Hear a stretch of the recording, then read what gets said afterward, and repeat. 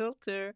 I'm so glad to be with you for another vertical version of Quilt Conversations Live. I am with you on Facebook, on Instagram, and on YouTube. What are we going to talk about tonight?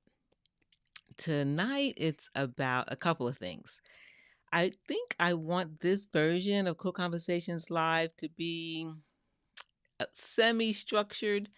I really want to talk about some things that have been going on in my head about the quilting process. And so, whatever happens during the week that I'm thinking about, I want to share that with you. This is kind of a behind the scenes. So, what's the first thing I want to talk about? Maybe you've seen, hello, Marsha's here, Penny's here, hello, Jackie, hello, how are you? I want to talk about free motion quilting because that's what I love, right? I love free motion quilting, so I'm always thinking about some aspect of that. And what you see below is one of the things that I love to do with free motion. If you're a free motion quilter, raise your hand in the chat. Let me know. If you want to know what that is, let me know. I will be happy to share with you how I define free motion quilting. So, by the way, I'm Geraldine Wilkins, the Living Water Quilter. We're going to talk about free motion quilting and quilt blocks. So below is how I practice. I have a process for practice. And I wondered what others do to go from learning free motion quilting to actually putting it in the quilt. What's in between learning and actually stitching in a quilt? What's in between that? So I'm curious. Hello, Jerry. How are you? So glad you're here. Hello, hello. So, what is it? It has to be practice. Hey, how are you, Instagrammer? So glad that you're here. Welcome. So, one of the things that I do a lot is practice with my machines, whether it's a sit down long arm or a home machine. I'm always practicing, and this is an example. I have a practice of taking a fat quarter, cutting it in half, and then sometimes cutting the half in half, and then just quilting that with one design. That allows me to do a lot of practice. But before I can get to the quilt sandwich, I need to practice someplace else, and that is with either paper and pen or pencil or on a whiteboard. And I like the whiteboard, which I'll show you now. I have one right here live.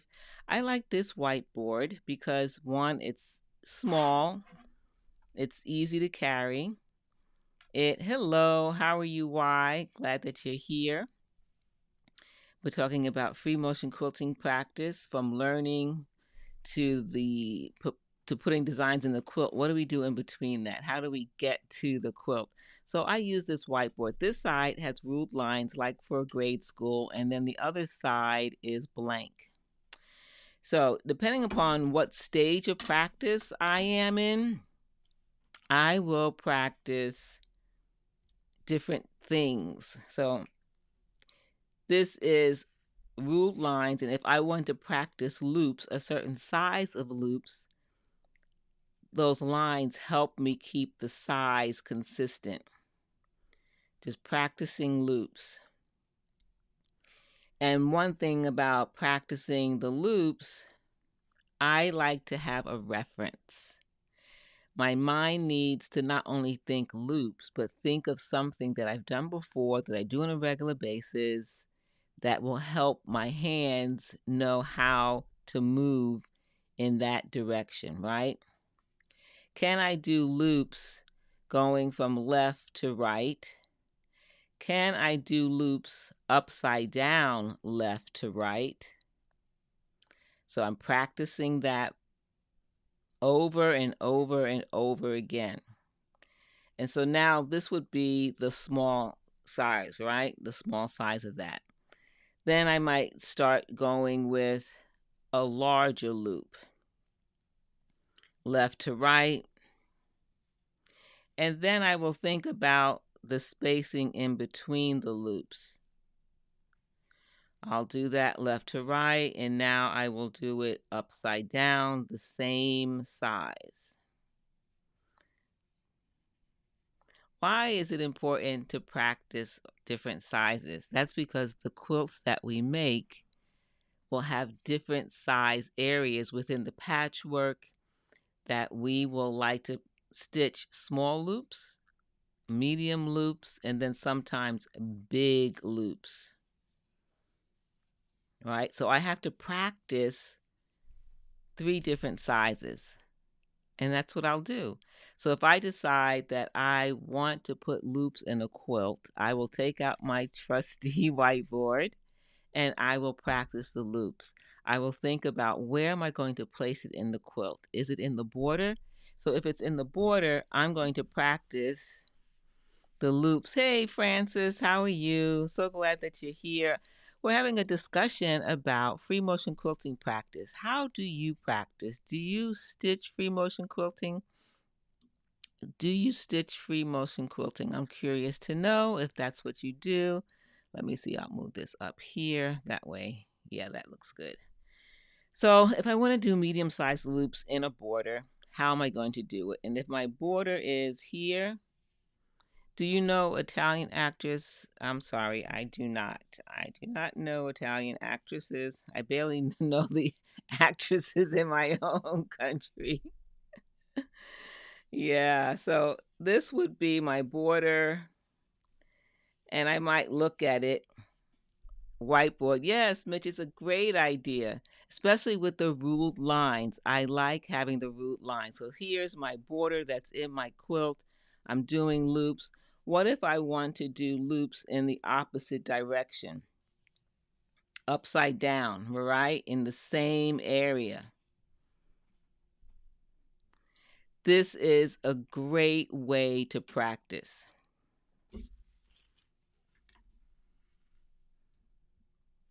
Do you think it's weird that? No, I don't think it's weird. I think we can learn anything we want to learn. Whatever you enjoy, you enjoy.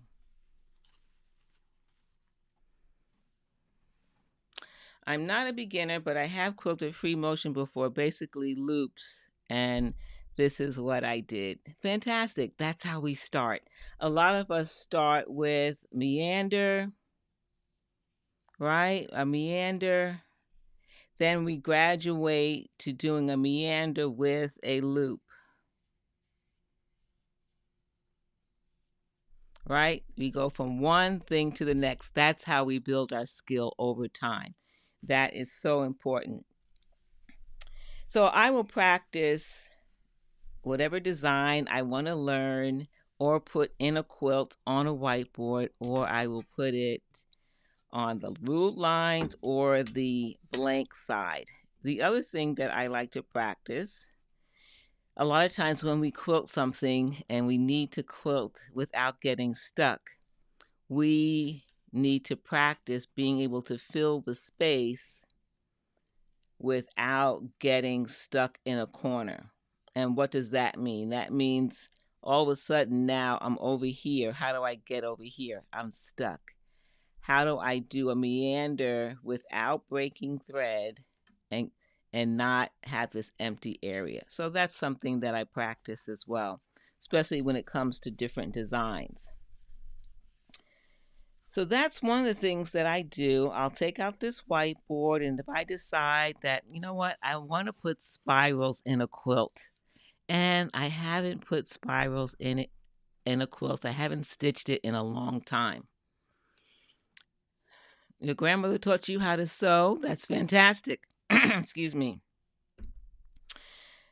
I am not very good at sewing garments. I tried that once. There are some who are very talented with sewing clothing. I'm not one of them.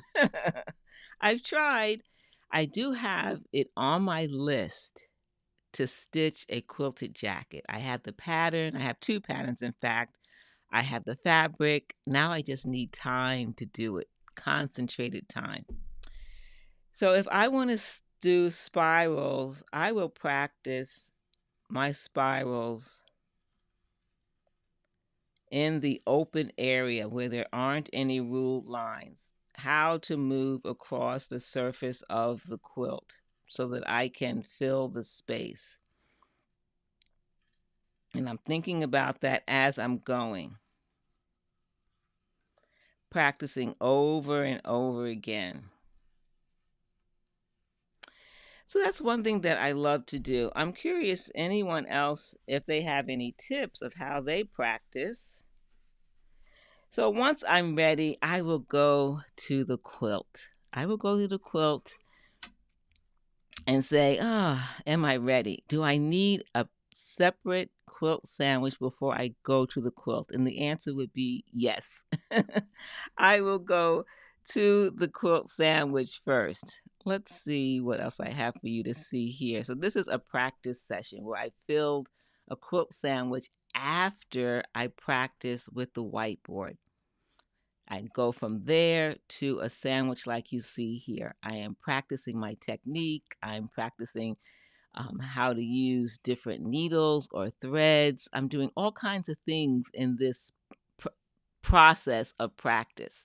It's not just simply knowing how to stitch a design. It's what thread am I going to use? Is it a cotton thread or poly thread? What is the weight of the thread? Is it going to give me the look that I want?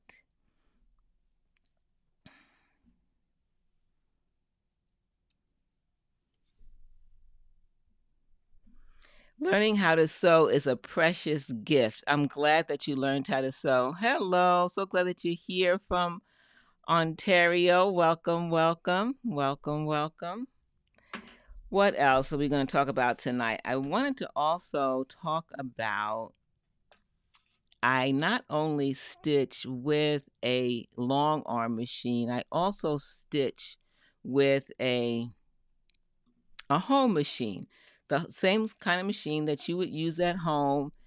I've learned how to stitch on more industrial type machines, which would be a sit down long arm, and then also this one, which is a home machine. It's very similar, but also different. You like the stars. Is that beginner friendly? That is a good question. I'm going to say yes and no. And let's see why. I'm going to go back to my whiteboard. Here's my whiteboard. Think about what the star looks like in terms of the alphabet. We can easily do the letter X, right? We can do a letter X. If we have another line in between, now we have a star. So it's two X's on top of each other, right? The X this way, and then we have an X this way. They're on top of each other, and then they make the star. How do we do that without breaking thread? We have to backtrack over the previous stitches. So if I want to do this continuously, I would do a line like you saw in the video. I will start to go like this, like I'm making an X, right? I'm going back over where I've already wrote. Now I'm going back to the center, up, down, back, and then I continue. So I keep doing that back and forth. That's how I do the stars. When we're stitching it, we will have to stitch over what we previously stitched. Let's go back to the video. So watch as I'm stitching. I'm going to stitch a straight line, then I'm going to stitch a line in one direction, go the opposite side, and stitch over what I stitched. That's fantastic. I love vintage machines, Joseph. Those are really fun machines. I have a few vintage machines myself. I have a couple of them. I have not turned them on in a long time. I love working with vintage machines. I have a couple of Singers and some others. I can't remember the name. So I hope that answers your question. I used to have, but my machine likes glide. I love glide thread. I'm think if that's what you're talking about, I love glide thread. That's probably what I'm using in the video. Most of the videos that you see here, I'm using glide thread. I love it. So that is another example. Let's see here. Also, this is the more industrial machine. This is the sit-down long arm. It has a lot of space, but the same technique applies. So when I'm practicing, I want you to know that if I'm practicing a design, it's eventually going to get into a quilt. And that's what you see after you see me stitching, and then you're going to see this quilt. I use the same design that I was practicing, and I put it in a quilt. That is what is important. And the stars, let me show you in a half Lone Star quilt. You can see that I put some stars in the background around the star quilt. I call that design shooting stars. So for most designs that we have, we can make them work in many different areas of our quilt, in the background, in the borders, in the sashing. And when we do that, we might want to change the design just a little bit. So instead of it being a straight line to connect one star to the next, it's a curved line, like a shooting star. That's what I call it, shooting star. Let's see how that shooting star is made. So the first one you saw was a line of stars, right? You saw me stitching that out on 2 machines, right? Let me move this over. So that's what I was stitching. Stars, one connected right after the other. Now, how do I do a shooting star? A shooting star has a curve.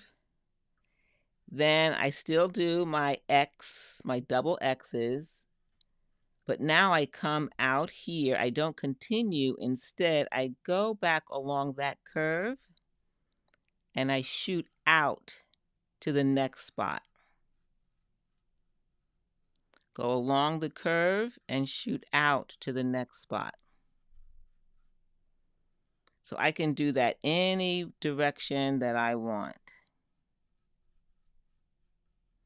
Go this way, go that way. That's the shooting star. Hey, Janet, how are you? Haha, you're going to practice that. If you are curious, these designs that I'm sharing with you, they're in my alphabet design course. This design is based on the letter X. You work out the stitching path based on the alphabet. I show you the whole stitching path based on the alphabet. Then once you know the stitching path, and what is the stitching path? When we write the alphabet, technically we are breaking thread each time we write an independent letter. But with free motion quilting, we want continuous stitching. We don't want to break thread. So every time we stitch a star, we want to connect it to the next star in some way, either with a straight line, or we want to do it with a curved line, or we want to do it with a wiggly line. I make it seem so easy. It is and it isn't. Everything requires practice. Practice, practice, practice. And that's why my students love, I should say, my alphabet design course, because one, I show you how to use the alphabet to practice different techniques that increase your skills over time as long as you practice. Then you learn how to take something you already know. If you know the alphabet, you already have a head start, and most of us do. The biggest challenge besides machine setup in free motion quilting is designs. Most of us struggle with stitching out designs. But if you practice my alphabet drills, you are going to learn how to stitch in multiple directions. You're going to learn how to backtrack. And once you know how to do these skills, other designs will come easier. So much easier. Let me see if I can think of another design. Oh, I think one I can show you is based on the letter O. The letter O, uppercase or lowercase, is a fantastic design that we can stitch, if you think about it as the letter O, big O and small o.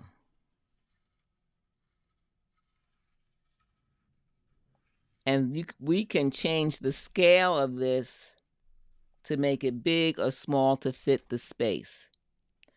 We practice this over and over again. We learn how to do it left to right, right to left, up and down, backwards and forwards. Who else is here? Hey, Margaret, how are you? You are welcome. I'm so glad that it's easier to learn. But I want to encourage you, if you want to get better at free motion quilting and you want some help in coaching over the long term, it's fantastic that I get to teach in multiple classes at quilt shows and at guilds. But when you take an online course with me, I become your coach because the class is unlimited. You can repeat the class over and over, and each time you do, you submit a photo, you submit assignments, and me and you, we have a conversation about your progress, about your challenges, and how to help you move forward. Now, earlier I talked about machine setup. Let me see if I can find that on my lineup here. I thought I had it already queued. Let me see if I go to Half Lone Star.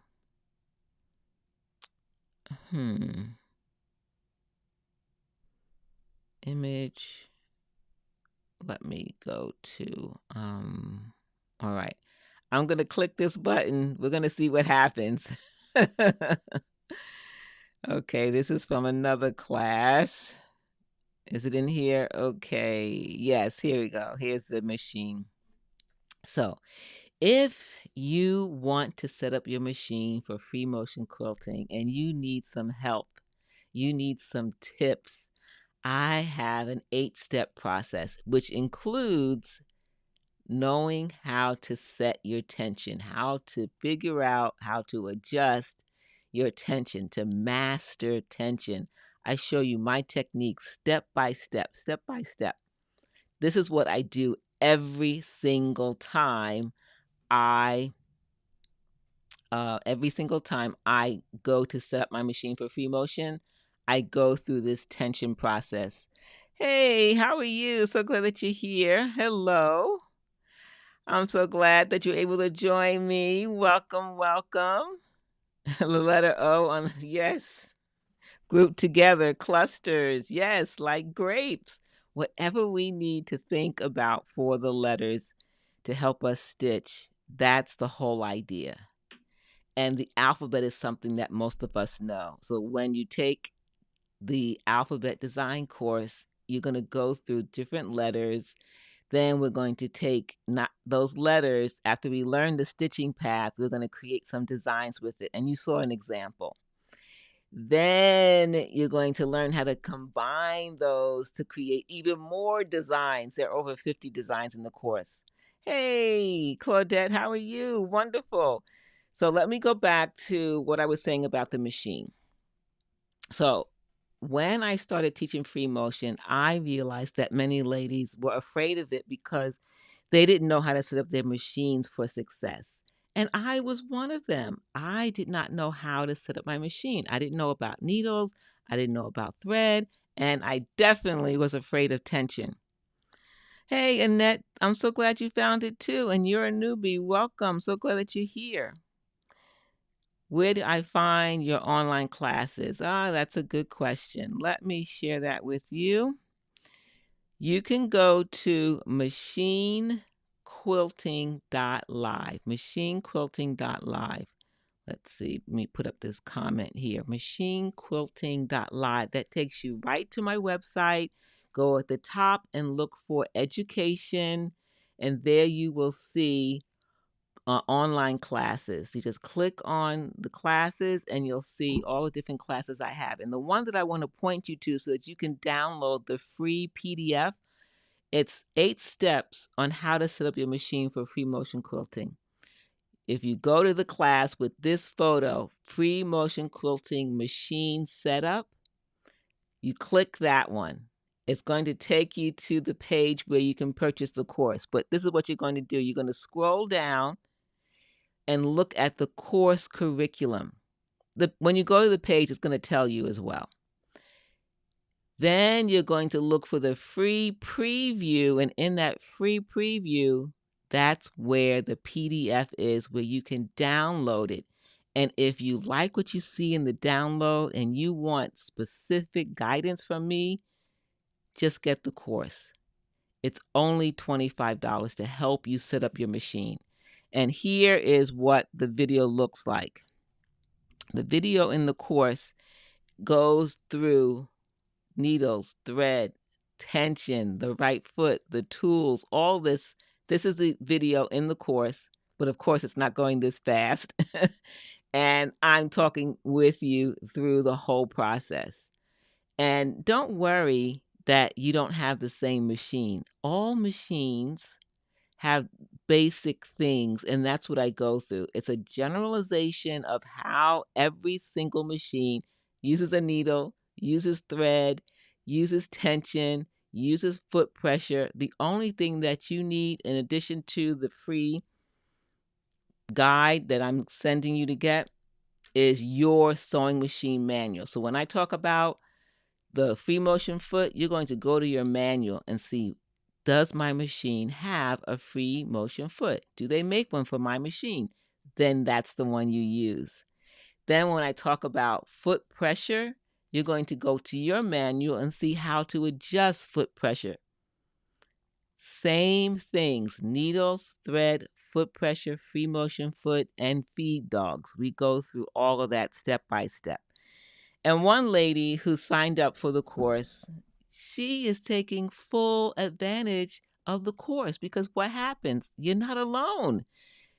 Not only do you have the PDF to download, not only do you watch the video tutorial of me going through it on a home machine and on a sit-down long arm, you can submit photos and show me your tension test.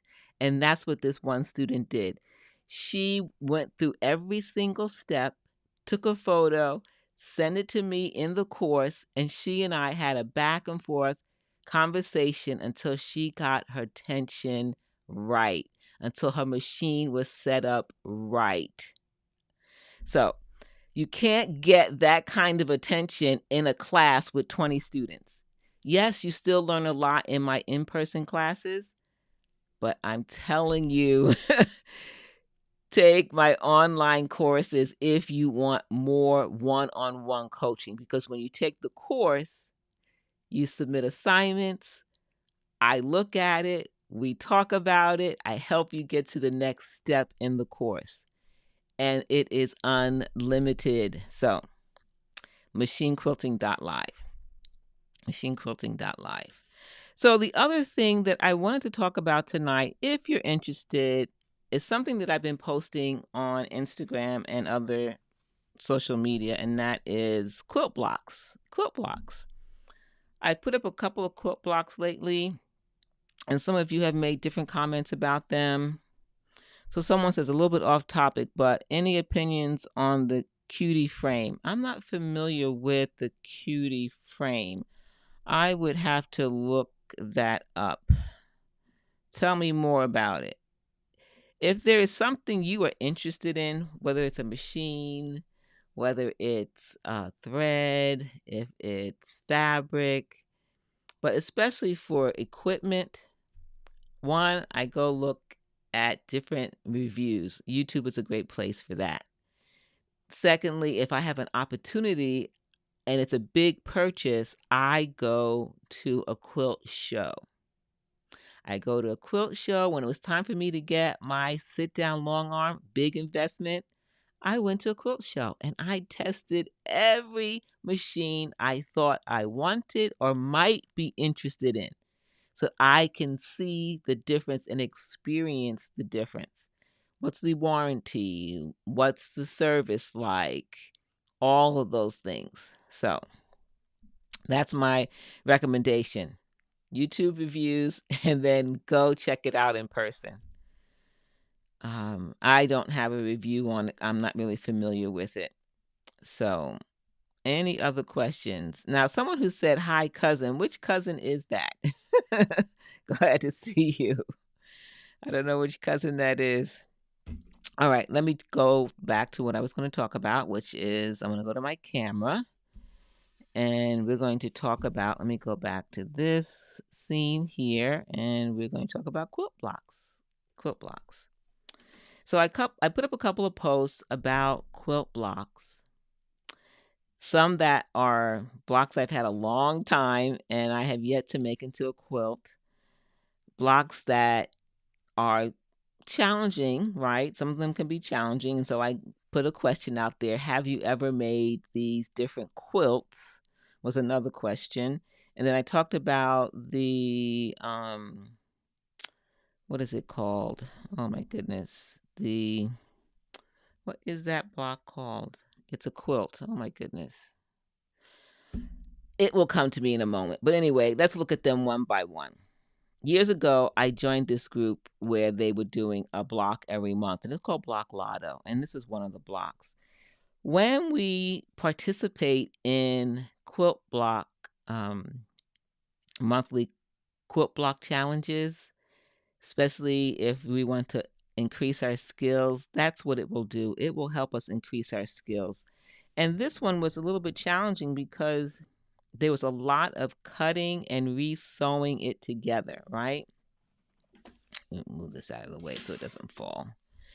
So for this one, it came out pretty good. These are my test blocks. Every single quilt, I do a test block. Are you like that? Do you do a test block before you actually start cutting into the fabric? I have a scrap bin reserved for testing quilt blocks.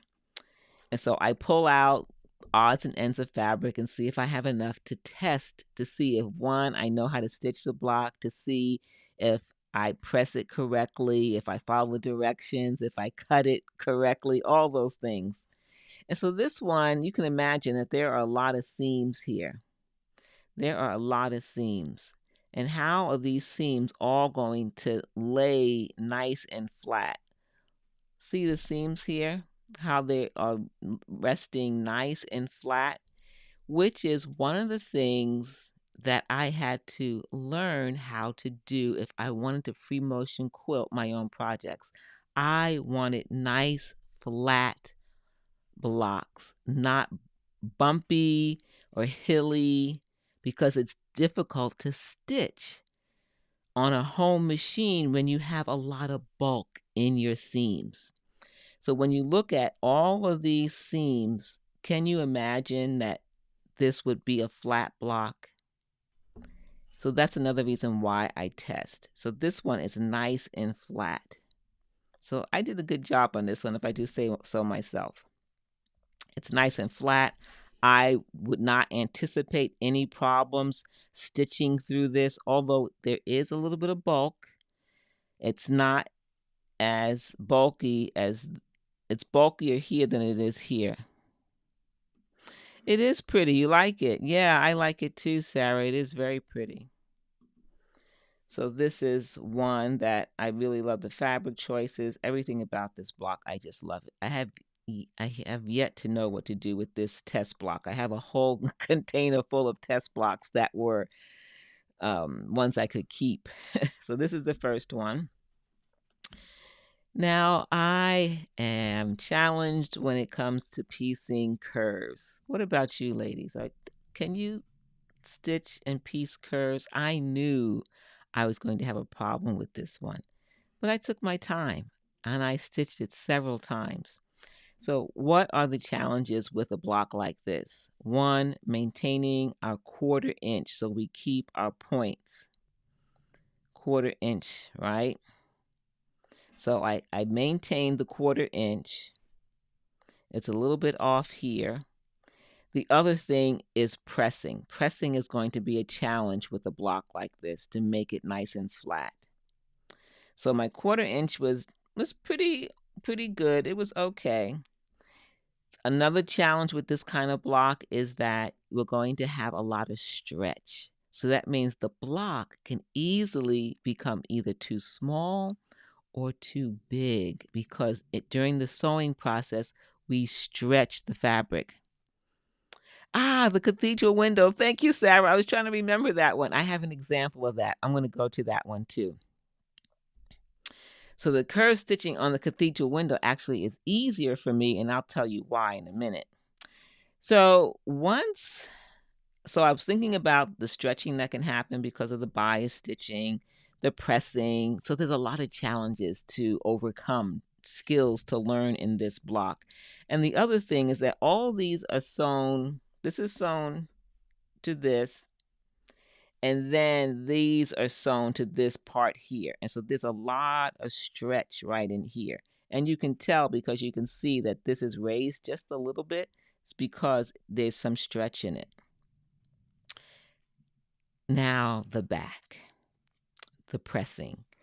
Once these are sewn together, this half and this half, they have to come together to form the block. But look, they don't all meet. All the points are not meeting in the center correctly. So this is not a good result. But again, it's a test block. So let's look at the back. The pressing is nice and flat. I did use a die cutter to help me cut the fabric accurately. That is a thing that really helps. And there are some little tails, if you will, on the pieces to help you match up this piece to this piece so that it's accurately sewn as much as possible. So when I look at this and I look at both sides, I'm like, okay, I matched up pretty good right there. Did I match up good on other places? No. Right here, I don't know if you can see this on camera, but it's a little bit, it's off just a hair over there. So this part here is not matched up well with this part here. And I can tell because my guides here is off to one side. So that's another hint that it's not going to match up, right? And then I had a little snafu with the stitching here. Notice how the pressing has changed because somehow I stitched it incorrectly. So there's a lot of bulk right there, and then it's not stitched correctly. So those are things that I will learn. I will learn from this, and then I will try again. I said, okay, good first try, but you need to improve in those areas. So here's the second one. Here's the second one, and I did a little bit better on this one. My center is so much better on this one compared to this center. This one is completely off. Let's see if you can see the difference between these two. But this is why I like quilt block challenges or exchanges. Test, test, test. Test, test, test. Exactly, Diamond. You are correct. And then the pressing for this is so much better. Everything. Curves are challenging, and that is where I need improvement, is my curve piecing. Yes. So these are some test blocks.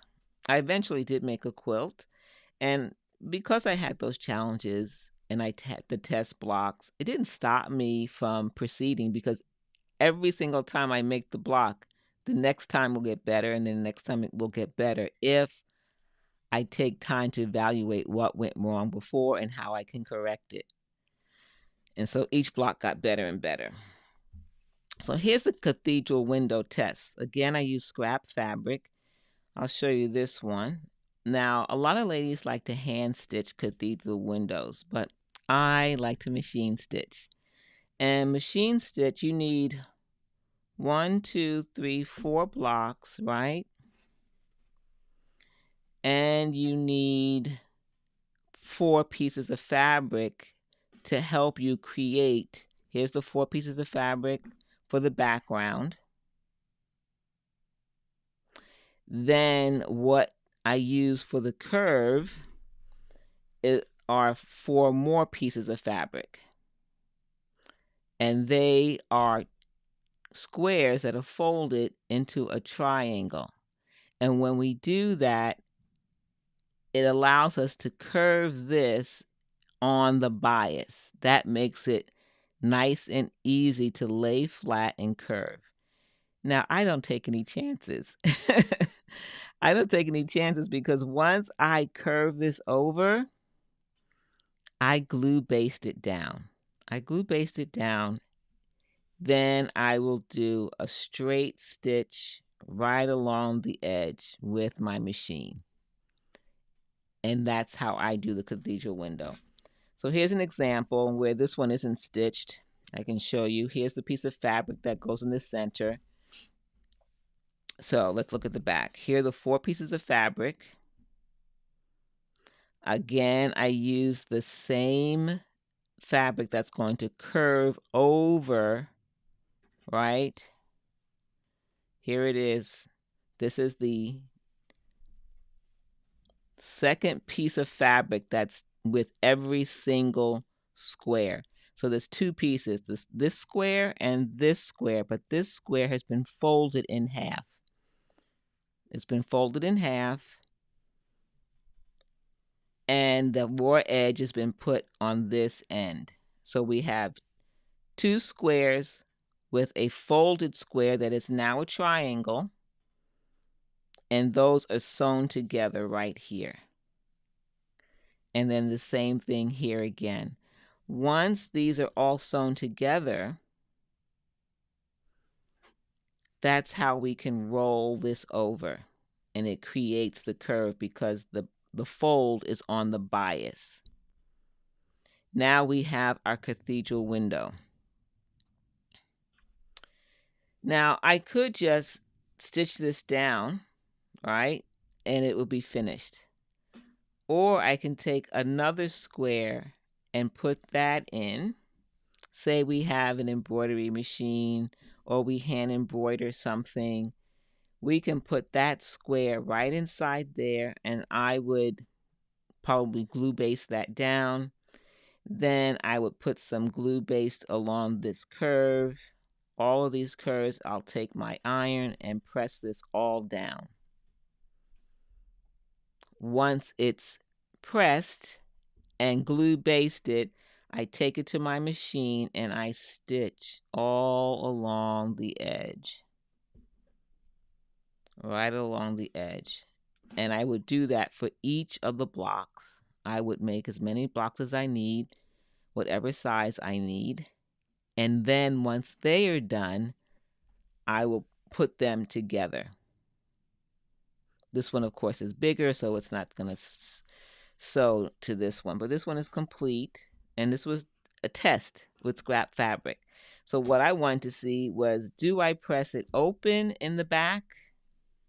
Open seams? And the answer is yes, because it's so much flatter. If I wanted to stitch some free motion quilting on this area here, how much bulk am I going to have? There are many layers of fabric here. And then the seam, there's a lot of bulk here. So if I chose not to stitch in here with free motion, I would choose a batting that allows me to have this much empty space without stitching. You have to choose the right batting so that it will not bunch up once it's washed. So I did run a video on YouTube, Instagram, and Facebook about the cathedral window. You can see my first, I tested with these, and now you can see, if you go back and look through the feed, I ran it this week, you could see what was my first cathedral window mini quilt. And I did some free motion quilting and ruler quilting with it. All right. Who else is here? Who else has popped in? Teresa's popped in. Who else is here? Hello, hello. Any questions? Any questions about the cathedral window? Hello, Stephanie. How are you? So glad that you're here. Welcome. Who else is here? Jean. Maybe you've left already. Louise was here. Thank you, ladies, for joining. Hello, Instagram user. Not sure who you are, but welcome. A lot of Instagram users tonight. So we were talking about the ABCs of quilting. The last thing I think I'll share with you tonight, we've almost been here an hour, is that I often will go to quilting groups. And this year I had the pleasure of going to New Orleans to a group called the Crescent City Quilters, and we did a free motion quilting class. And the project they had was Half Lone Star, how to go from practice to putting designs in a quilt. And we talked a little bit about that tonight. We talked about how there is a process in between learning free motion quilting and going to a quilt. And so the ladies learned basic machine setup. We spent most of the morning learning how to set up our machines for free motion quilting success. Oh, awesome. I'm so glad. You're welcome. You're quite welcome. I love helping ladies go from frustration to fabulous. If you're just joining me, I'm Geraldine Wilkins, the living water quilter, and that's my passion, is to help ladies go from frustration to fabulous by learning two techniques: free motion quilting and acrylic ruler quilting or template quilting, and some other things in between, because eventually we have to talk about other things. What is the process that we have to go through before we even get to quilting? And part of that is how we piece our quilt blocks, how we press them. That will impact our quilting, our machine quilting experience, our free motion quilting, our walking foot, and whatever way you finish your quilts. How we piece, how we press impacts that experience.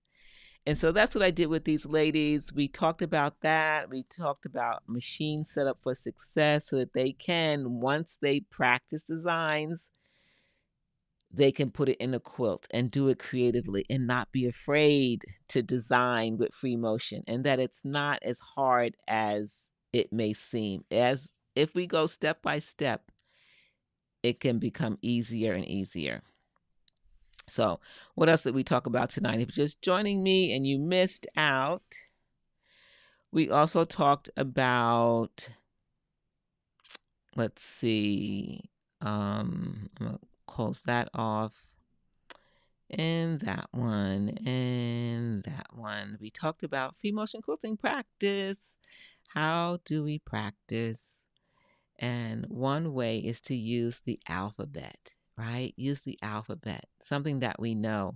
And so that's one of my most popular courses. It's the Alphabet Design course.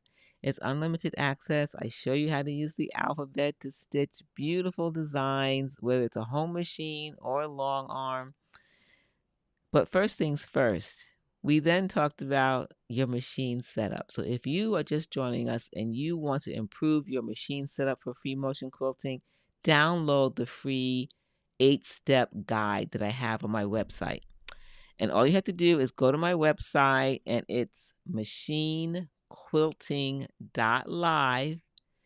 Go to the header, click education, look for the online classes, and when you go to the online classes, look for free motion machine setup. Click on that class. When you click on that class, it's going to take you to the next page, and it's going to tell you about the class. But if you go to the curriculum, you scroll down, look for the free preview. Click on the preview. That's where you're going to get the free PDF 8-step process for setting up your machine for success. Whether it's a sit-down machine or a long arm. And don't worry about it being the same machine. Every machine uses a needle, thread, tension, foot pressure, feed dogs, and I show you how to use those to set them up on your machine. All right, I'm just getting an alert here. We have a storm happening here. Sorry about that. It says flash flood warning in effect to 11:30. Well, I will not be traveling. All right. It's raining outside right now. So just download that and get some help with your free motion. Even if you think you know and you're all set, you're going to learn some tips for tension. I share my whole process, how I test and check my tension. Do you ever get those eyelashes on the back of your quilt? Do you want to get rid of those eyelashes? I show you how to do it. Go download the guide. If you like the guide, I know you're going to want the video. Invest in yourself. When you do invest, then you get access to some coaching. I help you set up your machine for free motion quilting success. All right, everyone, I think that's it for tonight, especially in light of this warning, flash flood warning. I'm not in the flood zone, so hopefully there won't be too much flooding in the area. Hello, Trish. How are you? So glad that you're here. Trisha from Illinois. Welcome, welcome. Do you have a question before I sign off? You're on Facebook. Welcome, welcome. What did I not share? Oh, I guess I did not share that Quilt Conversations Live here, vertical format, is going to be a regular thing on the second and fourth Thursday. Today's Thursday. It's not the second or the fourth, but I thought I would make it a little bit more regular until, let's see, September, when it will be the second and fourth. So I hope you can join me live 8 p.m. Eastern Standard Time. If not, join me also on Facebook and YouTube for the regular format of Quilt Conversations Live, which is the horizontal format, and it is the first and third Friday. The first and third Friday live at 7 p.m. Eastern Standard Time. We talk all kinds of things about quilting, about free motion, about all kinds of things. And I do interviews. I interview different quilters so you can get to know more ladies in the community. Hey, Eileen. Oh, I'm sorry you missed most of it. You can watch the replay. Oh, thank you. I appreciate that. Thank you. Thank you. So, yeah, so this is a new thing. I'm testing it out. So if you can put it on your calendar to remember that you can join me at least once a week live, the first and third Quilt Conversations live, like I've been normally doing for the last few years, but now this new vertical format is on Thursdays, second and fourth Thursday, 8 p.m. Eastern Standard Time. And it is sponsored by me. Well, my business, Living Water Quilter. I am a professional quilter. I do this because I love it, but also it's my profession. This is how I make a living. So this is sponsored by Living Water Quilter, my business. This is what I love to do, is to help ladies learn free motion quilting, go from frustration to fabulous. And I can't wait to meet many of you in person next month at the Pennsylvania National Quilt Extravaganza.